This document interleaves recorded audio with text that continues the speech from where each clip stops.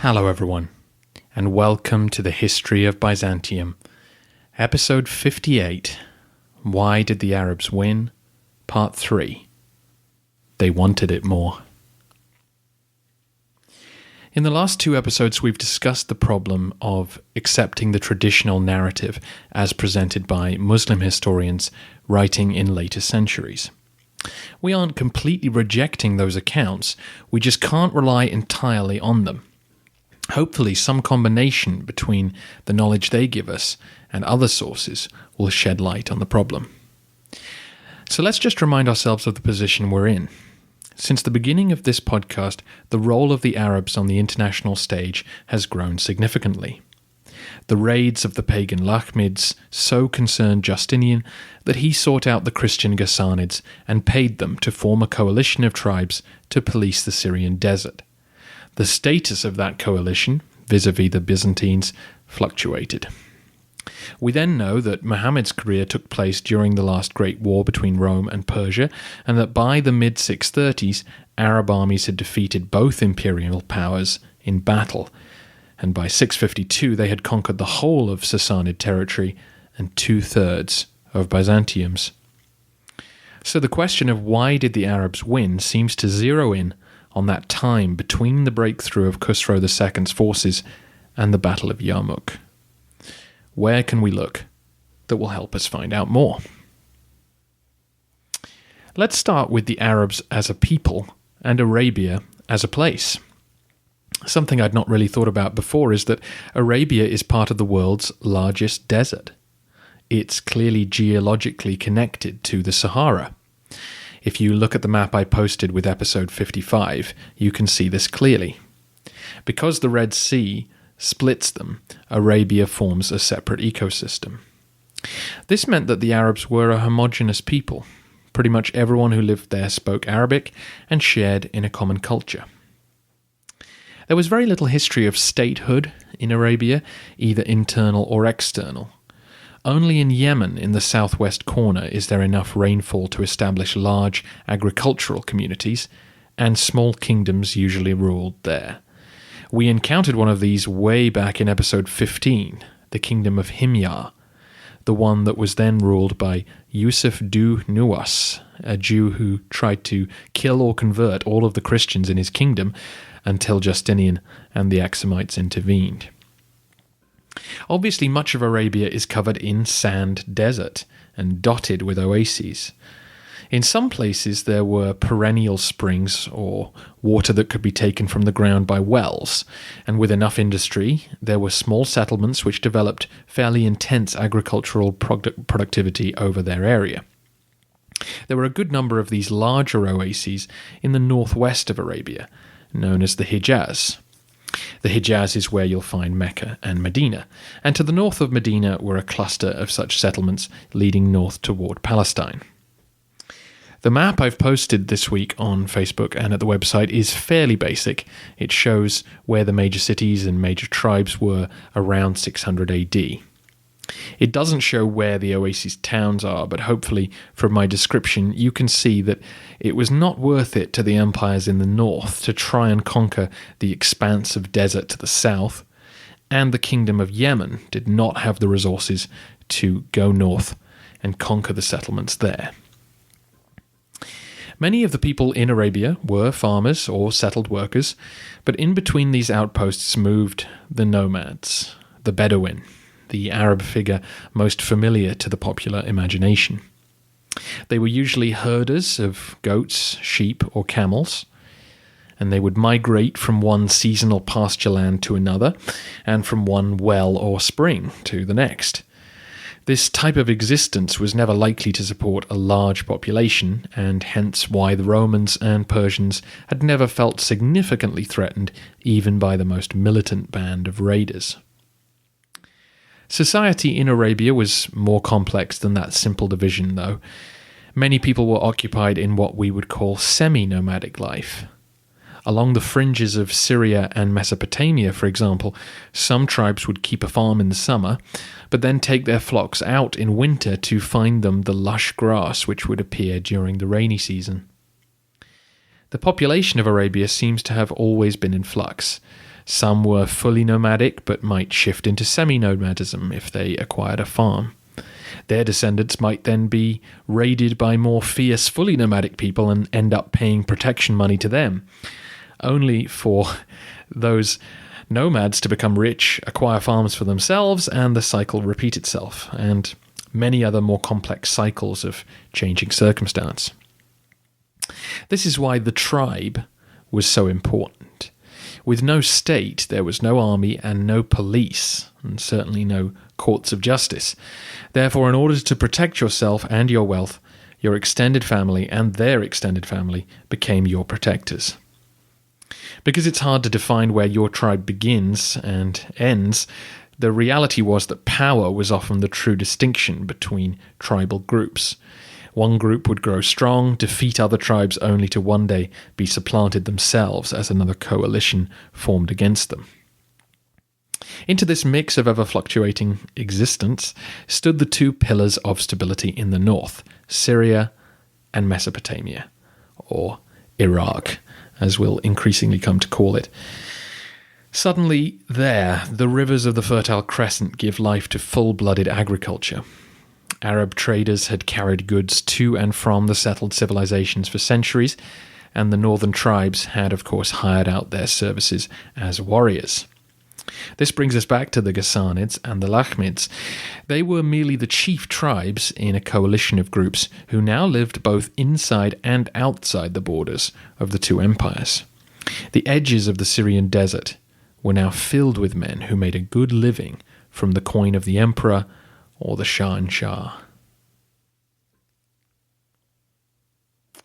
The traditional Muslim account sees Muhammad as the great state maker. Muhammad's new community of believers begins to bring other tribes under their control once they have set up base in Medina. Muhammad then uses a combination of ruthless military pragmatism and wise statecraft to bind other tribes to him. Just like Julius Caesar or other great leaders, he offers clemency to those who cooperate and destruction to those who resist. He uses marriage alliances to combine and concessions to tempt other tribes into the Muslim fold. The key to Muhammad's new creation is that the tribes accept the authority of the new community. It now had primacy in their loyalty and obedience. This was obviously a big change from the life many were used to. The payment of some kind of tax to the new state further bolstered its organizational capacity.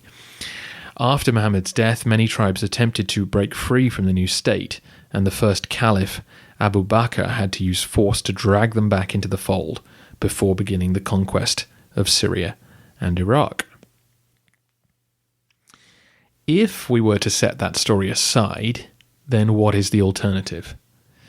In the last episode, Tom Holland described the conquests in terms of the same tribes that would have made up the Ghassanids and Lakhmids going to war with one another for supremacy in the power gap left after Heraclius' victory. We don't know exactly what happened to those tribes during the war. Remember that these tribes are not two opposing blocks, strictly defined. If the Ghassanid Phylarch is keeping up his payments, then you are a loyal tribe in their coalition. But if the subsidies are cut off, as they were by Maurice, then you are going back to raiding both other tribes and the settled populations when cash runs low. Same goes for the Lakhmids, many of whom were Christians by this stage, but who'd fallen out with the Sassanids in 602. What we can be sure of is that once Heraclius was pushed out of Syria in 613, he wasn't paying anyone anymore. We know the Sassanids did hire Arabs for military service during the occupation, but there must have been many who were suddenly out of work. By the time Heraclius was ready to go to battle in 622, he encountered Arab scouts in the service of Khusro and offered them cash to switch sides. But that means for a good 20 years, the traditional payment structures established in Justinian's day would have been thrown out of whack. Not only were the Romans gone, but the Persians were stretched thin. They only had enough men to garrison the conquered cities and keep armies in the field against the Romans. They didn't have resources to spare to police the restless Arab tribes.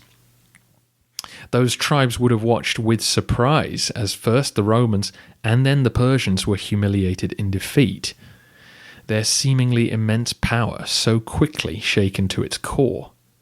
And of course it wouldn't have gone unnoticed that the seemingly eternal boundary of the Syrian desert that had kept the two empires apart for 600 years had so easily been circumvented by both sides. I will talk more about the meagre evidence we have for what might have been going on with the Arabs during this time in the Sale episode.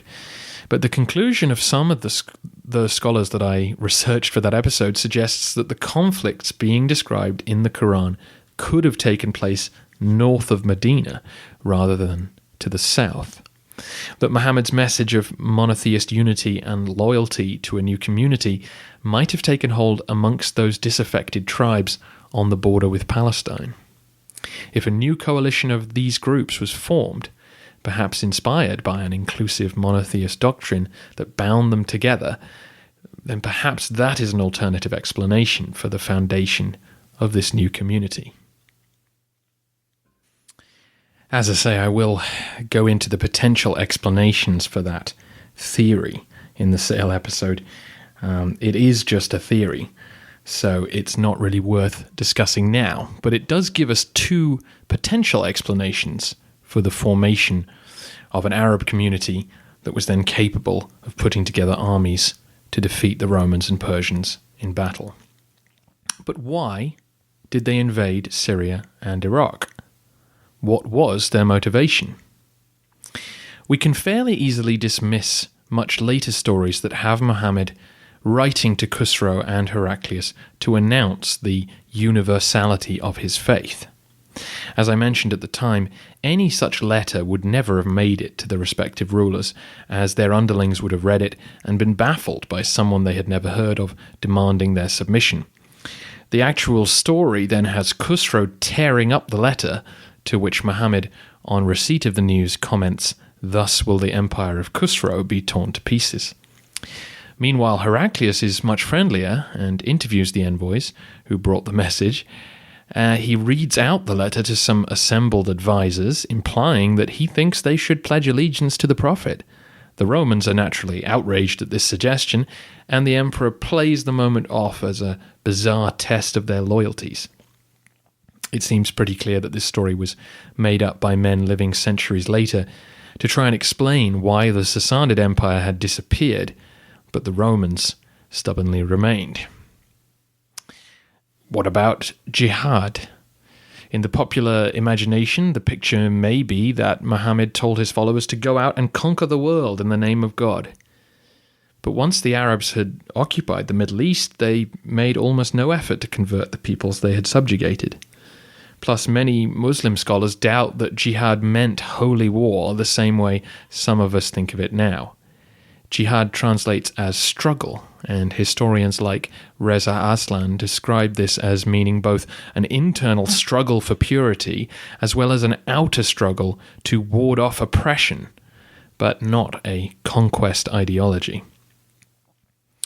Several alternatives present themselves if we discount a calculated assault as the initial spur for the invasions. One is that restless Bedouins simply raided for plunder, and things escalated.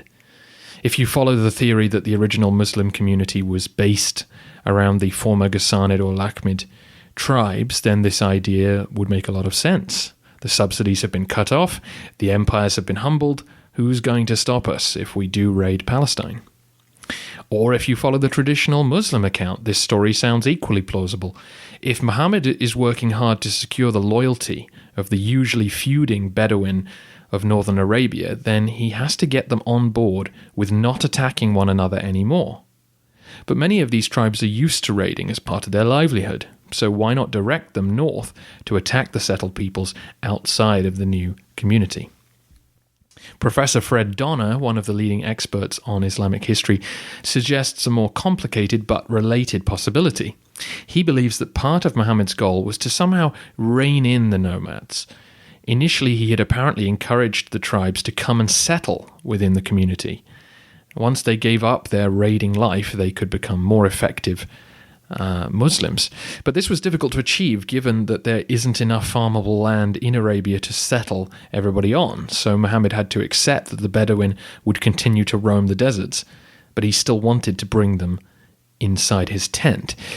The problem with this, as Abu Bakr found after Muhammad's death, was that the Bedouin could migrate outside of the reach of the new community.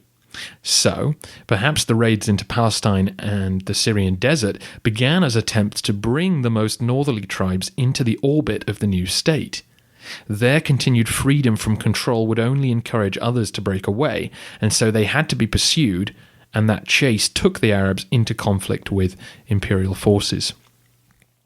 Still, another theory, which I will explore more in the Sale episode, is that there was a heavy Jewish influence on the original Islamic movement, and that the reason they invaded Palestine was to take back Jerusalem.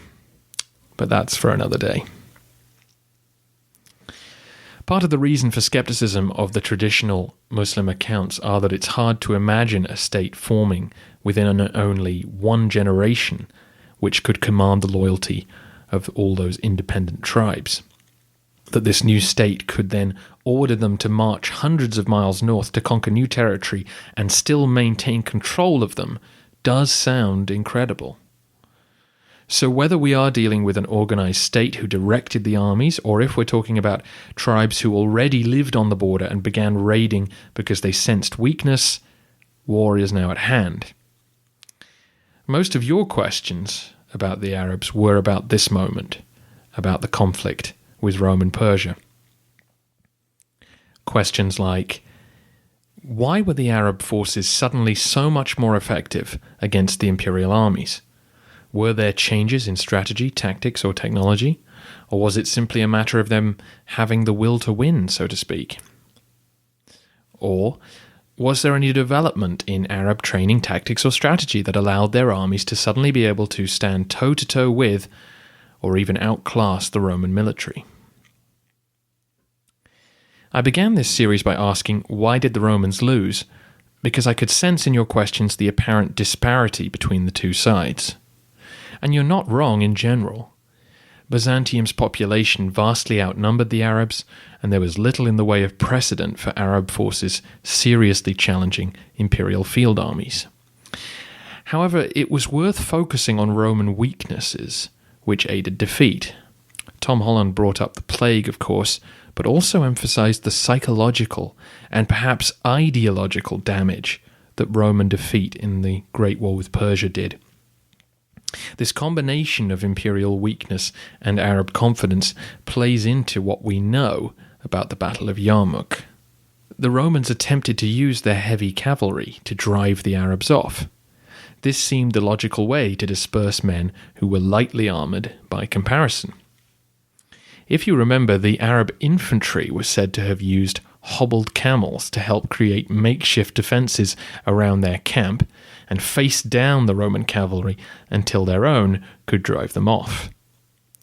This tactical surprise ended up causing chaos for the Roman cavalry, and their exit from the battlefield was the end of the imperial side's chances of achieving victory. However, the devastating rout which occurred was more due to the Arabs' choice of battle site. By picking a spot amidst rivers and ravines, the Arabs made it as hard as possible for the Romans to simply blow them out of the water. The implication being that the Arabs felt they were the weaker side and possibly were outnumbered. Interestingly, they also chose to fight near the Ghassanids' traditional base. Again, historians take from this that the Arabs were planning for defeat. If they were forced to rout themselves, then they could retreat into the desert, where the imperial troops would be afraid to follow. So it would seem the Arabs outsmarted the Romans and won a famous victory as a result. Now, of course, we don't know how accurate the descriptions of the Yarmouk are. We do at least have some non-Arabic sources reporting on the story, and apparently no Roman traditions survive which contradict them. If we take the battle as the basis for further discussion, then let's talk about the Arab soldiers. First off, if you assume one way or another that some of the men fighting in the conquests were former imperial clients, then these were good soldiers, already used to combat with imperial forces. If you remember Khusro I's attack, which culminated in the sack of Antioch, he used Lakhmid troops extensively, and Belisarius then let the Ghassanids take the lead in his counterattack. Fully nomadic men would have made better individual soldiers than your average town dweller.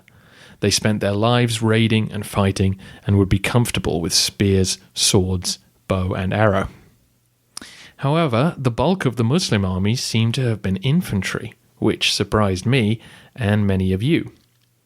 Horses were an expensive and precious commodity down in Arabia.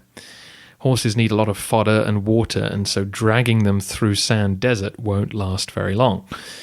The tribes in and around the Syrian desert could more easily keep them because of their better access to grass. Camels were, of course, the better beast to take through the desert, but were rarely used in battle. They were ideal for transport, but too slow and unused to the rigors of combat. The majority of the armies of conquest, then, were infantry. The cavalry were kept on the wings, avoiding frontal assaults if possible. Generally, the armies of conquest would have had no heavy armour. The leaders of forces would probably wear light chainmail or leather armour, while the poorer infantry might only have had leather helmets for protection, though in hot weather the Arabs may well have felt that heavy armour was just a hindrance. As far as we know, men wore cloth tunics and sandals, not that dissimilar to what the Romans would have worn. Certainly there was no sense of uniform at this stage. The infantry fought with bow, spear, sword and shield. They carried short swords, similar to the old Roman gladius.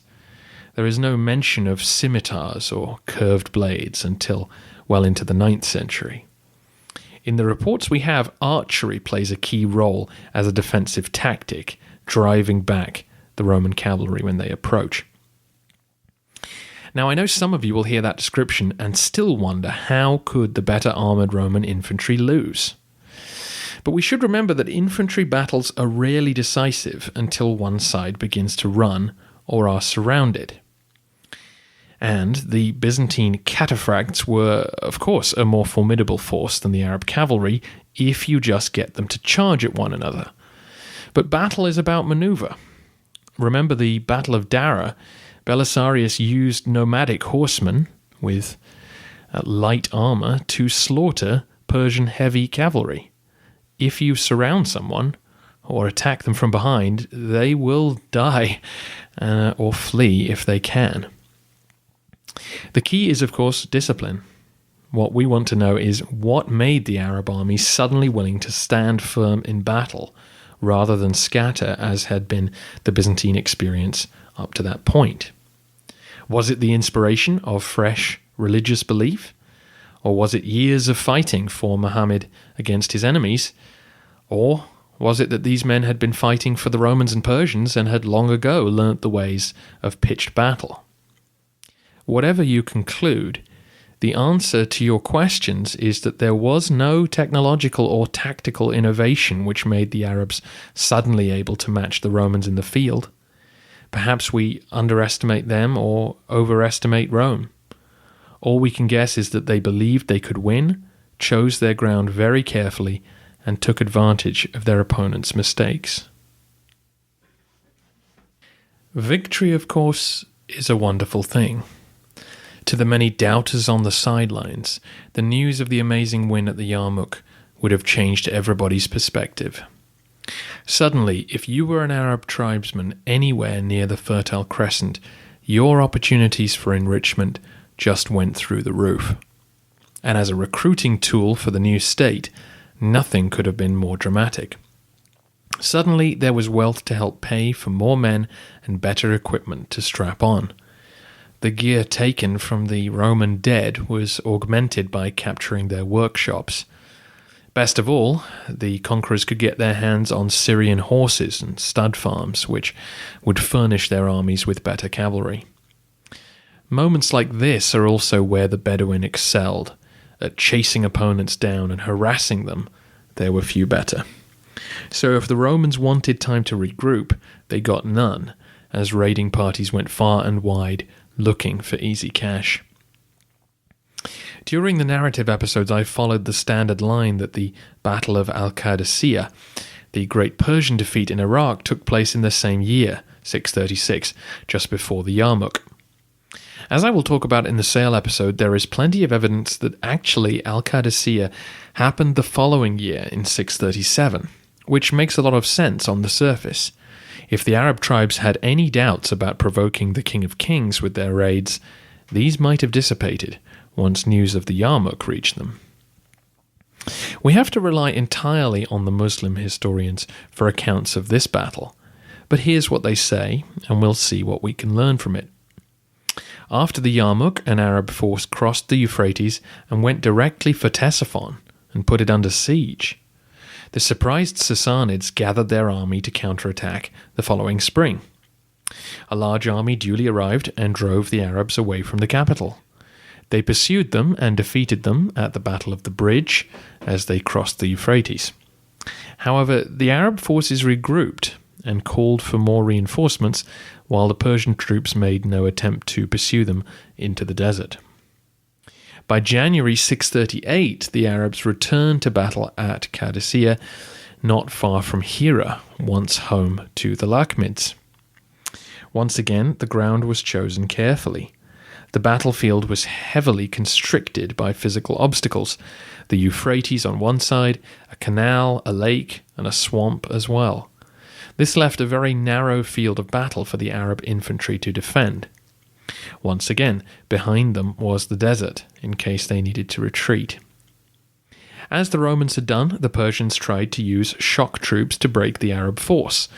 This time it was elephants, apparently.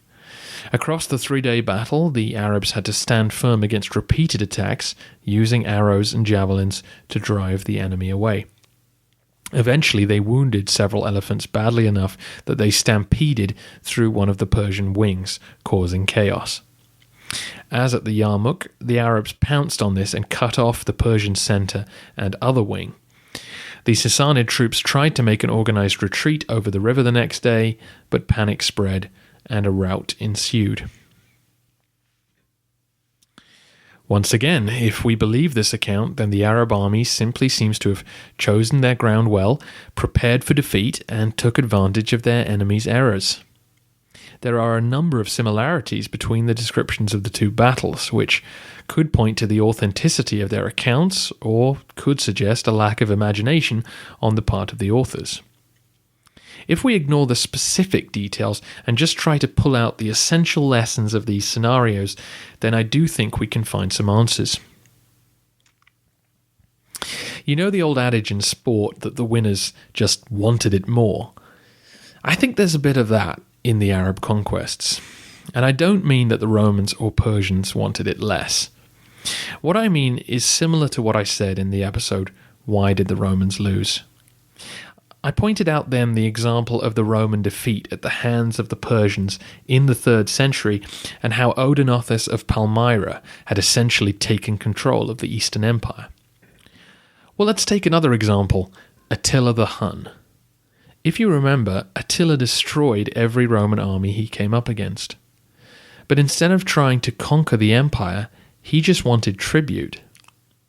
Or, do you remember Peroz, the King of Kings left for dead in a ditch by the Hephthalites? Those white Huns could have attempted to conquer the Sassanid Empire, but they weren't interested. They knew that they belonged on the steppes. That's where their lives were, that's where their strength was.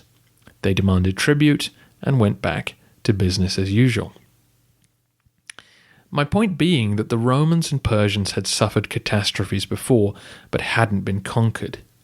Their enemies either didn't want it enough, or were just too wary of the potential for counterattack, which those states possessed. That sense of balance was ever present between Rome and Persia themselves. Augustus knew it was better to negotiate to get Crassus's legionary standards back rather than to fight for them. Hadrian knew it was better to leave Mesopotamia than try to hold it. Even Khusro II was forced by Heraclius to concede that he didn't have enough in the bank to cash that particular check. But the Arabs decided differently. Whether by design or accident, when they laid waste to the defences of the Fertile Crescent, they decided to take it. They were not a distant conqueror. Their people already lived all over the area. They knew it well. Some of them owned property in Syria, as Tom Holland mentioned. Instead of fearing the reprisal coming from their defeated enemies, they pressed on, attacking and attacking year after year, determined to drive them out for good. That determination to keep what they had taken was crucial in the success of the conquests. And of course, after the Yarmouk and Al-Qadisiyah, the resources of two of the richest places in the ancient world were suddenly available to fund the continued assaults. In the vein of why did the Romans lose, I mentioned then that the lack of regional military power meant that once the Eastern Army had been routed, suddenly hundreds of miles of territory were open to conquest. I want to link that point to the last thing I just mentioned. When the Arabs pushed the Romans out of Syria, their conquest was made easier by the fact that Syria and Palestine were provinces linked together. The roads and harbours all functioned as one unit, as did the administrators and tax collectors who remained behind. The same thing goes in Iraq. In both places, the fact that these large chunks of territory were essentially gift-wrapped for the conquerors was a big help. It's a silly example, I know, but if you tried to do the same thing today, you would come up against the governments of Jordan, Israel, Syria, Iraq, Kuwait, and so on. Perhaps a more relevant example would be trying to conquer Britain in the 7th century. You would have to take on Mercia, Northumbria, the Welsh, the Picts, and so on, a number of different groups who would each have motivation to resist you. Instead, the Roman and Persian worlds were so used to working as one that they comparatively meekly responded to this changing of the guard. Another factor, and probably the most important one militarily, is that the Arabs knew the desert so well. Back during the history of Rome, it came up fairly often that the Romans never really took to the sea. As it wasn't a factor in their history until the Punic Wars, they had no culture of championing the navy. Even after they mastered the Carthaginians, they never gave it the pride of place that they might have. They simply marched around the Mediterranean, conquering each people on land until it became our sea. Same goes for the desert, which they never even attempted to conquer. It remained the border of the south and east of their empire. And neither did the Sassanids. There was nothing in or across the desert seemingly worth obtaining, so both empires left it to the Arabs. That barrier, which had for so long been an effective frontier between the two great powers, now became the superhighway, delivering Arab armies into their midst. Several historians have likened this situation to that faced by Northern Europe during the Viking era. The coasts and rivers had for so long been peaceful features that to see Norse warriors appear from nowhere and begin attacking was quite a shock. The raiders could then appear and disappear at great speed, avoiding the far slower armies of the kingdoms they invaded. With the Arabs, they could march in and out of Syria, Iraq, and Egypt at speeds which the settled peoples couldn't anticipate. So if the Arabs had no particular advantage over their opponents in tactics or armour, we can now see that they had a major strategic advantage. Their knowledge of where the next watering hole or safe haven was allowed their soldiers to lead their horses and camels quickly across terrain that to others would look impassable. The Arabs were also not migrating during the early raids. They were not carrying women and children in their train or non-essential possessions. They were also not travelling great distances, as the Huns and Avars had to. Historian Donald Hill commented that even if the Sassanids had emerged victorious after the Battle of Al-Qadisiyah, the Arab threat wouldn't have ended. They could have retreated into the sands and attacked again somewhere else. Perhaps a Roman victory at the Yarmouk wouldn't have been the end either. If the tribes were loose in the empire, raiding the cities constantly, then perhaps an equally disastrous defeat might have followed. If you have time to look at the map again, you'll see that telling gap right in the center of the two empires that is connected to the Arabian desert. The map I put up on episode 55 with all the geographical features marked shows this too. As the Arabs moved north, the desert road, as it were, led into the heart of the two empires. Their attacks could come from hundreds of miles of territory with no obvious way to stop them. I imagine some of you will feel the question of why the Arabs won still hasn't been answered, and sadly this is where the lack of credible sources really hurts us. We just can't be sure of what happened in Arabia between the time of focus and the Yarmouk. Even if the Muslim historians are fairly accurate, they don't adequately explain how armies were organized or events were ordered. Having heard the evidence presented here, perhaps you will be more sympathetic to Tom Holland's comment that the Arab breakthrough could be seen as just a freak historical occurrence. The men of the desert were never likely to have the numbers to overwhelm the men of the cities. But thanks to the plague attacking the latter and not the former, and the Great War leaving the imperial powers as weak as they'd ever been, the moment was just right for the Arabs to seize the opportunity to become masters of the Middle East. More discussion of evidence is coming on this podcast, though, and I believe more answers will come as we move forward into what happened next. Now that the Arabs have taken the Fertile Crescent, suddenly we have historians from multiple peoples commenting on the story. From this stronger position, we can watch how the Arabs ruled, and from that learn more about how they kept winning. But I think we've tussled with this question long enough for today. So the next free episode will follow the Arab conquerors, now that they are in the brighter light of history. The Sale episode is coming, but probably not for a couple of weeks. I'm about to take the first proper vacation I've had in about 2 years, and I think it's best to wait till I return. Some of you will have noticed that the episode has appeared at the website under the For Sale section. The technical side is being worked through, so please don't try and buy the episode because you won't be able to get it, and I will release a podcast explaining how to get it and giving you a little sales pitch on why I think you should get it or why you might want to avoid it. Anyway, more information is coming soon, I promise. I should also say I'm really sorry to my American and I suspect Canadian listeners that In the Shadow of the Sword, despite being listed on audible.com, is not yet available.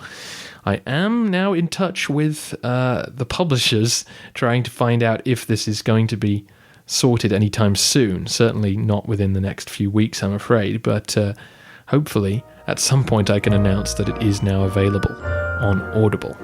Anyway, I will find some other recommendations down the line, and I will be back in a couple of weeks with information on how you can find out more about the origins of Islam and why the Arabs won. Thanks for listening.